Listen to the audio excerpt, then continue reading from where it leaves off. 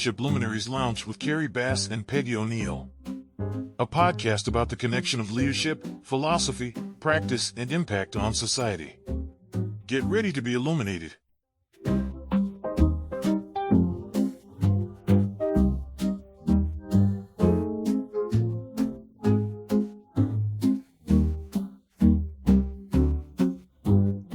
Hello, everyone. Welcome to another episode of Leadership Luminaries Lounge. And we have another wonderful guest today. And so we're going to have Peggy O'Neill, my co-host, introduce our guest and say hello first, Peggy. Yeah. Hi. glad to be here with everybody and with Sol Erdman. And he's the founder of Center for Collaborative Democracy, CCD. And he started it to apply evidence that he'd gathered in conjunction with leaders of Harvard's program on negotiation. That evidence suggested how to bypass Washington's dysfunctions in order to reach constructive agreements on long-festering political controversies. Boy, can we really use that. Amen. He is currently spearheading the Grand Bargain Project, which is designed to unite Americans, left, right, center, young, old, white, of color, coastal, and heartland. Love that. Around a practical plan to advance the economic objectives most critical to our country's future. Erdman's articles on how to bridge seemingly irreconcilable differences have appeared in Barron's, the Boston Globe, the Chicago Tribune, the National Civic Review, State Government News, Roll Call, and the Los Angeles Times. Erdman's first career was at Oppenheimer and Company, a New York investment firm where he rose to senior vice president and head of options arbitrage. He has a BA in theoretical mathematics from Cornell and an MBA from Harvard. So we're very happy for you to be here with us, Sol. And I think Kerry has a question that he's ready to ask you. Absolutely. And Sol, thank you again for being our guest. And going through your background, theoretical mathematics, Wall Street. How did you get from Wall Street to dealing with Main Street? Thank you for having me here, and thank you for that question. It was quite a journey. I frankly went to Wall Street for the motives you might imagine that people go to Wall Street to. It was to do well. It wasn't to do good. But I was a young, almost insecure man with a very outwardly brash exterior, which you need on the street. And I was at the right place at the right time. I was a trader, and I have to spell that for people, TRADER, in options. And it was an exciting game, and I had sort of the right combination of skills, and I was there at the very right time. And so it was a great proving ground for me to develop some self-confidence and also to have enough money, frankly, to not have to worry about what I do with the rest of my life. And so that happened, and I was elated. And of course, it didn't last. I felt hungry for a need for purpose, a need for community. And I guess I would call myself a wanderer in the desert looking for a purpose after I left the street. And I got inspired to learn about conflict resolution, even though I had no background with it. And so I went to the program on negotiation at Harvard, as Peggy mentioned, and I felt I'd found my home. The whole foundation of the program there is that every conflict is an opportunity for all sides to gain. And they teach you, but it's not just the philosophy, they teach you the methods for actually making that happen. And like I said, I inhaled it as almost a new way of being in the world. And very early on, I got interested in one of the founders of the program, a guy by the name of Larry Susskind, whose expertise is in bringing stakeholders together in very complicated issues. And roughly 6 or 8 weeks into the program, I had an insight, an intuition about how to apply his methods to try and fix Washington. So I had the chutzpah from my Wall Street days to approach Larry and say, methodology is incredible. It needs to be scaled up. It needs to be scaled up on a national scale because our political system is going to break down. That by the very methods you use to bring stakeholders together, those conditions do not exist on Capitol Hill, not even remotely. And so this system is not going to last. took me a few months to change his mind, and he and I ended up writing a book about how to fix Washington, basically. That book came out in 2008. I stand by it, but the system doesn't want to be changed. So that the insiders are going to resist change that would actually work for the American people. So that led to the Grand Bargain Project, which is an attempt to get around, literally to circumvent Washington's dysfunctions, which I'm glad to talk more about, Yeah, we'd love to hear more about that. I was just kind of jumping in with some of those practical comments. My career has been in organizational change, and I started out in technology with a little bitty company that probably is close to where you are. But I remember going through some of those negotiation classes, and they put their management leaders through some really good education. So it's almost like going through a college or a university, being an employee of that company. And it instills good information, instills the desire to really do something dramatic with it. And so it just always amazed me, though, is that I'm one of those people that I always got charged up with the big coach speech right before the football game, before the big practice. And I was in, the inspirational speech has always got me. And I look back on my career now, and I said, I am one of those suckers that always ran up against the wall. I am really not smart, obviously, because but it really is fulfilling to attempt to make to spend your time on something really important. And so I commend everybody that does that, and I find that I'm hoping that you found it to be very fulfilling also, the time that you're spending, even though it's difficult to bring about change. That was the other thought, is change is so much easier in our minds than it is to get it done in reality, because people really don't want to change. Absolutely. It's very, very tough. And I'll be honest, I was naive. In other words, when the idea for the project occurred to me, I would go to various people and say, great idea, never going to happen. And I heard that for years. But how shall I say this? I was certain that the system is broken, that the project itself was a way around the system, and I refused to give up. And it was only in the last 2 years where people saying, wow, great idea, tough, but yeah, we need this. And then great idea, tough, I want to help you. And that's where we are now. So it's gratifying, but it has been a very, very long journey. Yeah. And you're right. Go ahead, Peggy. Well, I'd love to hear how long that it has been. I think so. As you know, our audience are leaders, but they're also entrepreneurs. They're also curious people and interested in the same things you're talking about. Like, there's some issues with government, and what do we do about them? And so, how long has that been, and that you've been at this? And I'm trying to figure out how to word this question. I mean, you and I talked the other day, and we were talking about leadership, and then you talked about what kind of leadership, in a way, that this is taken from you, which may have been different from how you thought about leadership before. Hopefully, yeah. Okay. So I'd love for you to speak to that. And because to me, how your approach and what you're up to is true leadership that we can all learn from. And so I'd just love for you to speak to that, the timing and the kind of leadership journey that you've been on too. You have a multi-part question. So I've been at it since early 2011. Okay. And I had absolute conviction in the idea. And what enabled me to persevere through all this time until the recent start picking up momentum was the belief that I believe in this totally. I needed a purpose, and this was, I thought, suited to what I could do.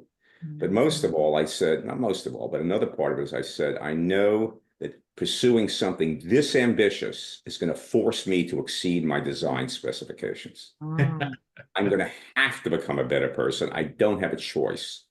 Now, and I thought, okay, I like that idea. Yeah. I like that idea.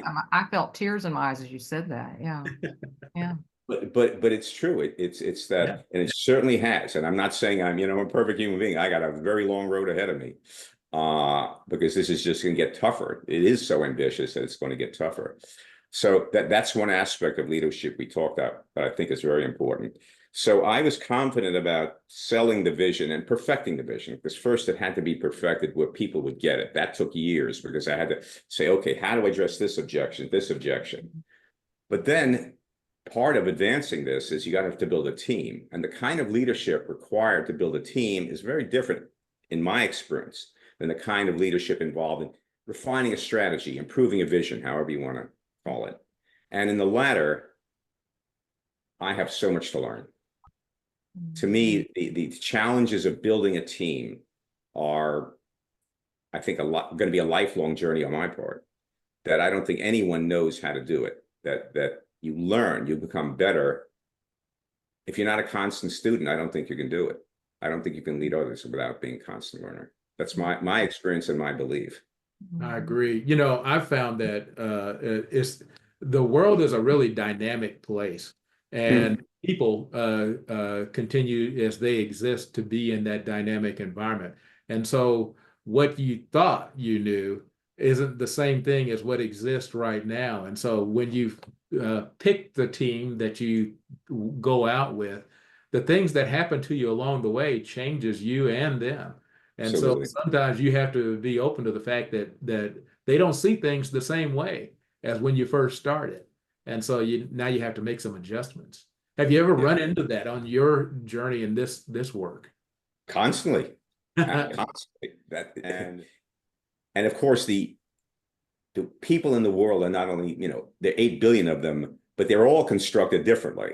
Yeah. So it's very easy to form an impression, and the impression can be every encounter with someone. You have to change your impression. You have to change how you interact with them. But I would say it's absolutely necessary for me to try and lead is to, first of all, I call it theory of the case. It sounds too cold, but I mean, have a picture, an experience in my head and literally in my body. That's where I hold the greatest wisdom, I think, if I have any wisdom. Who is this person? Have a theory of the case, but constantly say it's never going to be complete, and constantly learn about them. And be there for them as much as I'm asking them to be there for the cause. Yeah. So it's definitely a more complex challenge. I literally feel prepared for the strategic part of this, and I'm constantly learning. And that doesn't mean I have anything to learn. I have plenty to learn, but it's nothing compared to the scale of what has to be learned in dealing with a team and build and relating to people in a way that works for them and works for the project. Yeah. I find it very interesting on that concept of the point that you made of strategically working in your own mind. That's difficult work, but it's finite, and it makes sense to you. And so you're able to get from point A to point B and have a strategy in place and ready to go. And it seems perfectly clear to you. But then presenting it to other folks and getting them to buy in, how do you get them to see themselves in your strategy? And that seems to be kind of a interesting perspective, particularly in the environment that you're in. I'm curious about some of those techniques and some of those maybe stories that you might be willing to share. Well, sure. First of all, the basic principles of negotiation are, you have to be appealing to their interests. If you want someone even if you're in a business deal and you're never going to see each other again, you have to know what's important to them. And you have to figure it out. Sometimes they don't know themselves. So specifically in politics, you've all seen this. People come to a negotiation and have very specific outcomes in mind, what we call in the negotiation community positions. So a labor union and a company may be negotiating, and the union is demanding a higher wage at such and such amount, and that's their position, and they refuse to budge from it. And the management is coming, we have to change these work rules, and they refuse to budge. And the fact is, if they stick to those positions, obviously nothing's going to happen.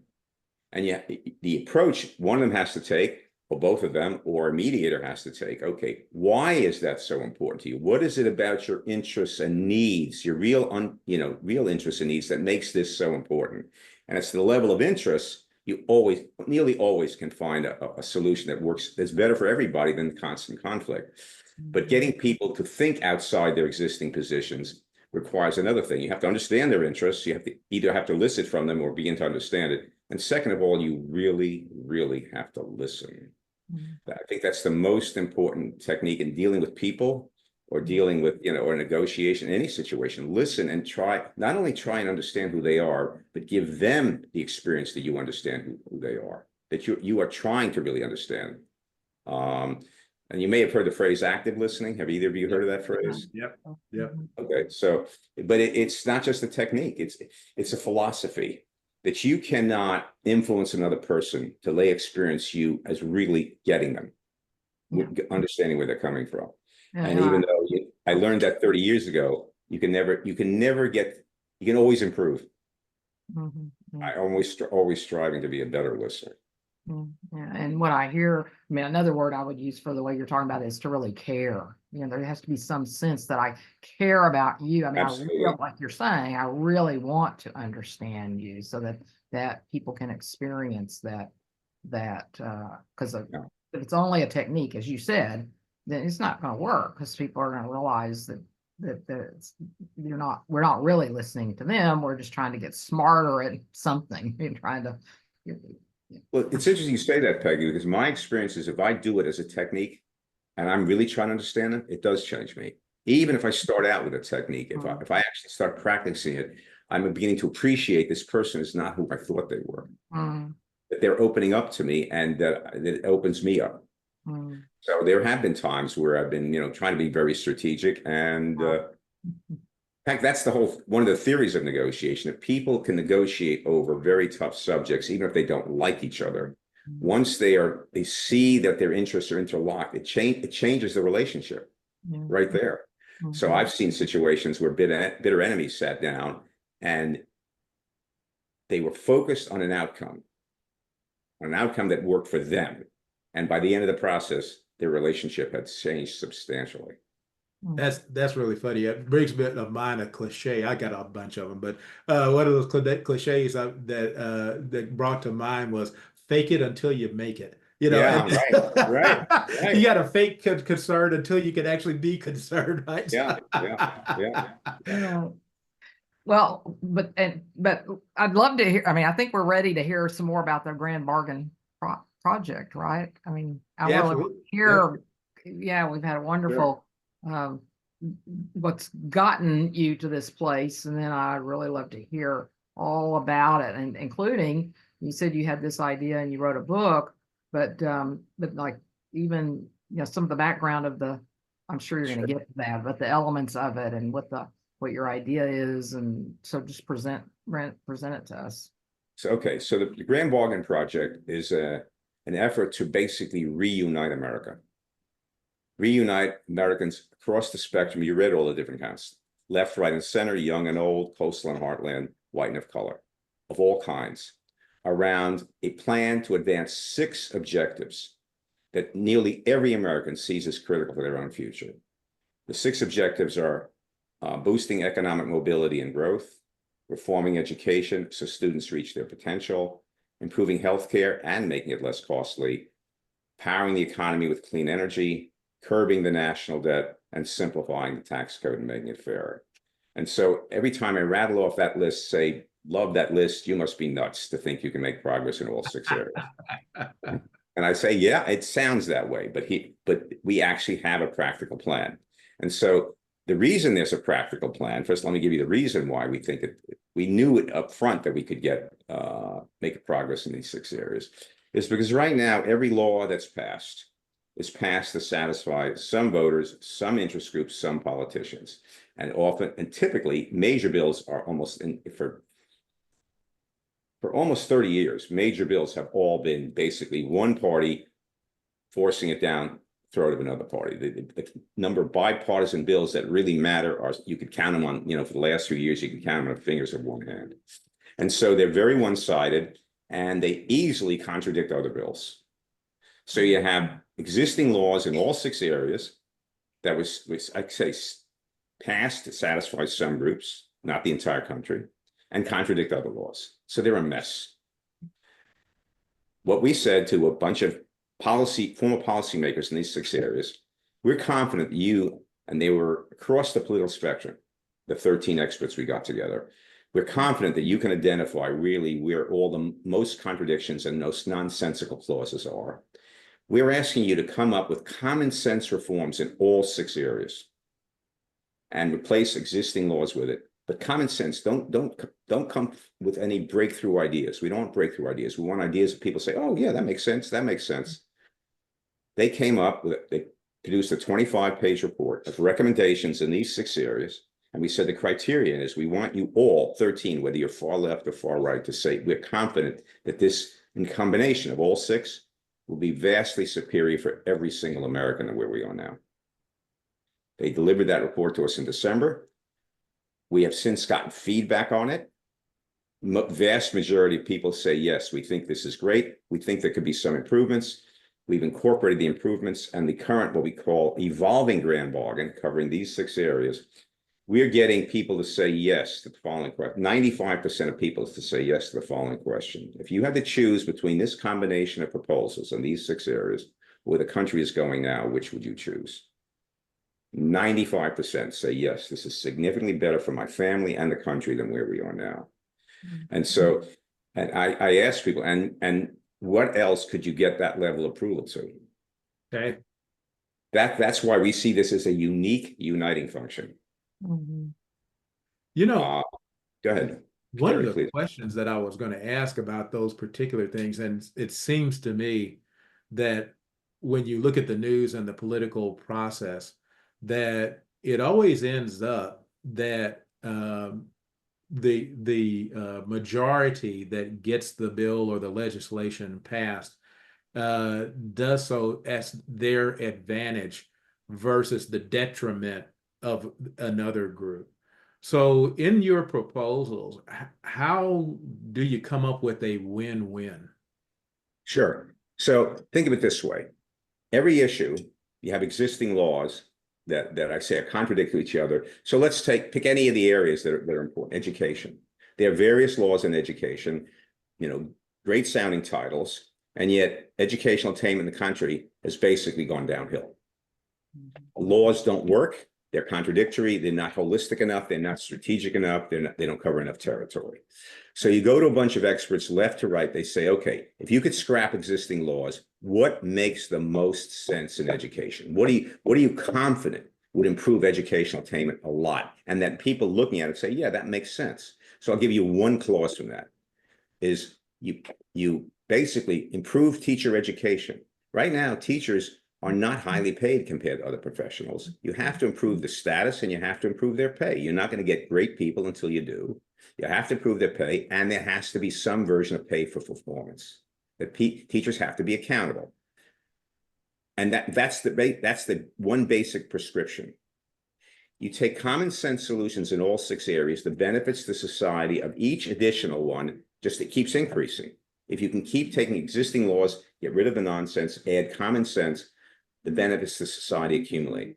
The total benefits then become enormous if you deal with all 6 issues, and then you have to make some refinements. Are there some groups that are overlooked in this combination of 6 solutions? And you make adjustments. You make what they call trades across issues. So you make sure every sector of society benefits.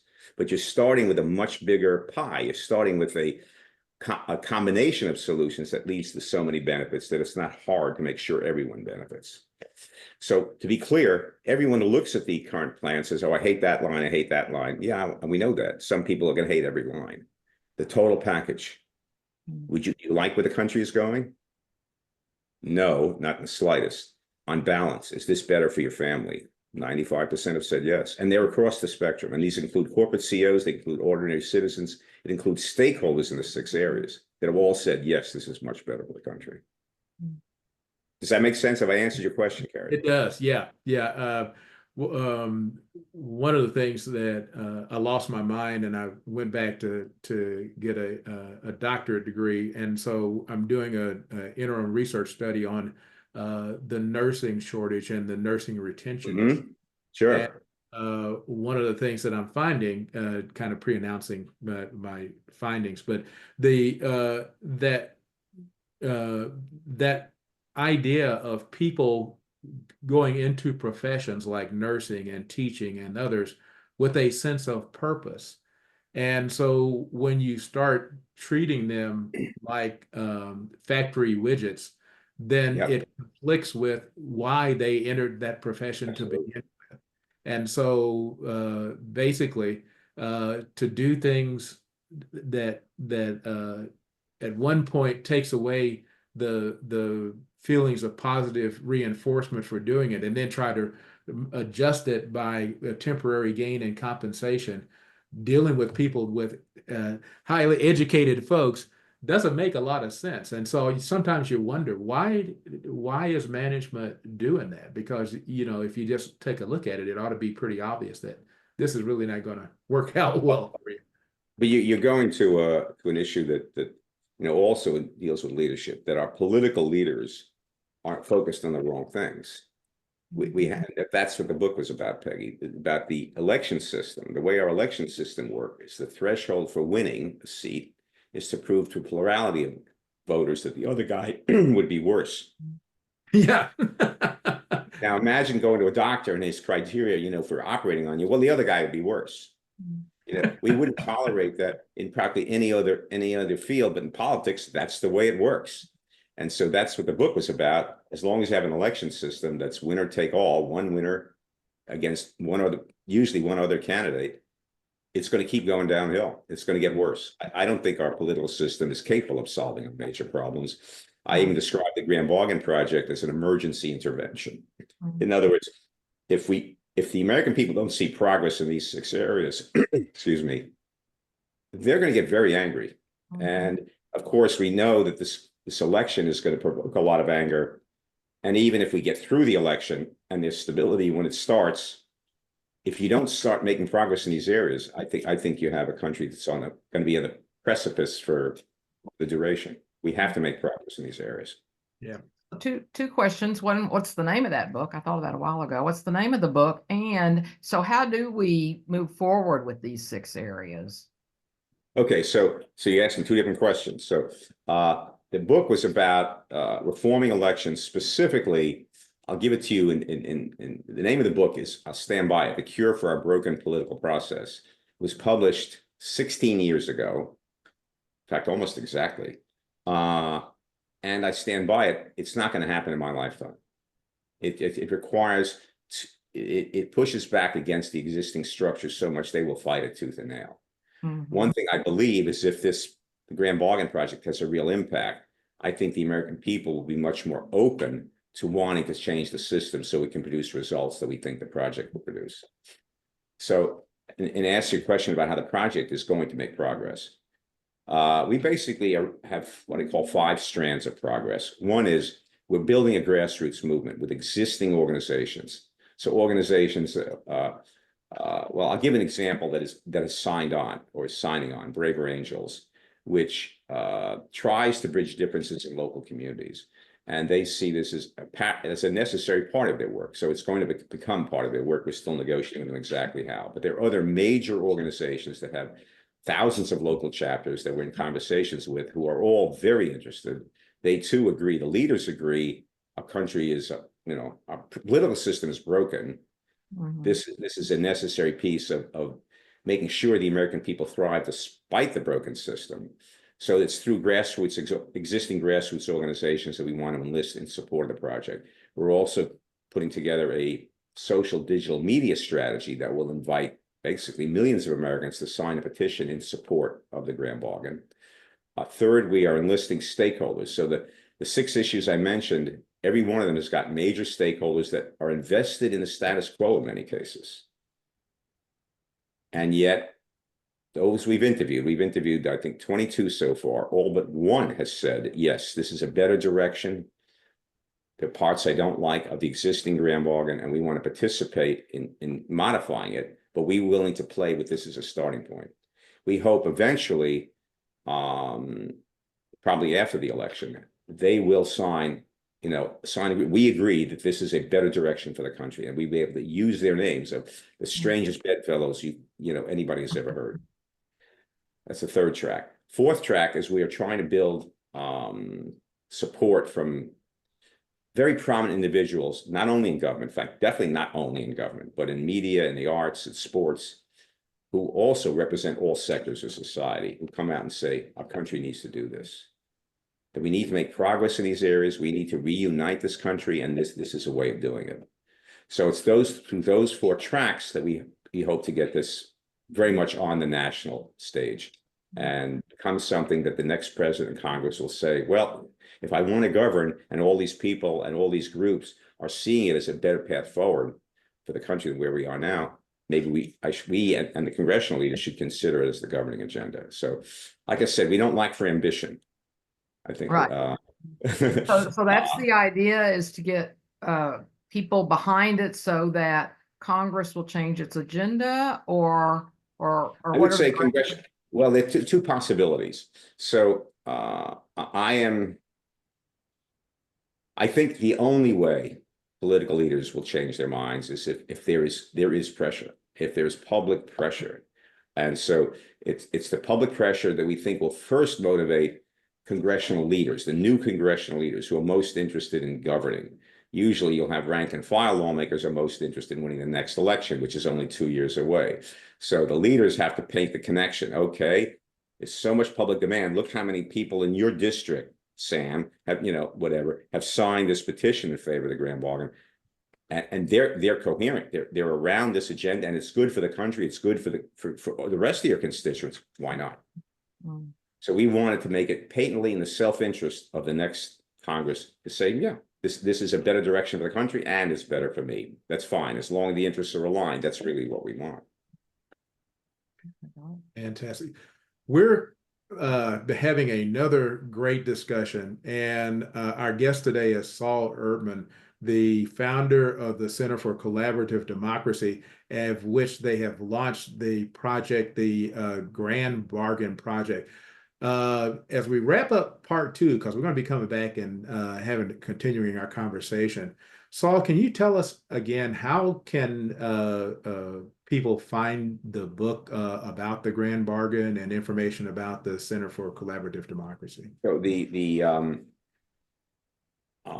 book is not about the Grand Bargain. The book is extremely ambitious election reform. Like I said, that will take a long time to read. I mean, a long time to happen, and it's actually not that long a book, but I urge people to go to the website. So the website is thegrandbargainproject.org. And you can read all about the project, about, what we plan to do, how we plan to do it. Fantastic. And again, also, you gave us an email address, info@ccd-usa.org.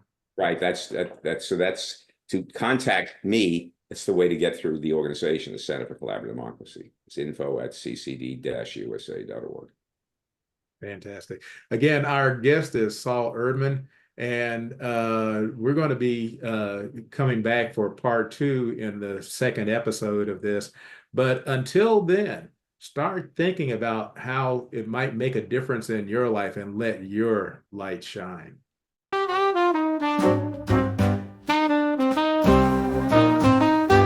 In the Leadership Luminaries Lounge, we sit and chat with Peggy and Kerry, where wisdom's at.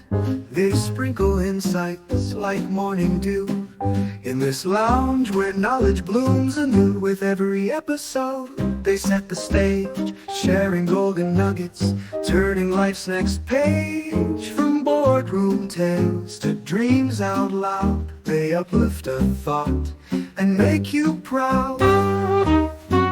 Oh, swing and sway with Peggy and Kerry in the lounge where visions are merry. Take a seat, let your worries retreat in the Luminaries Lounge where leaders meet.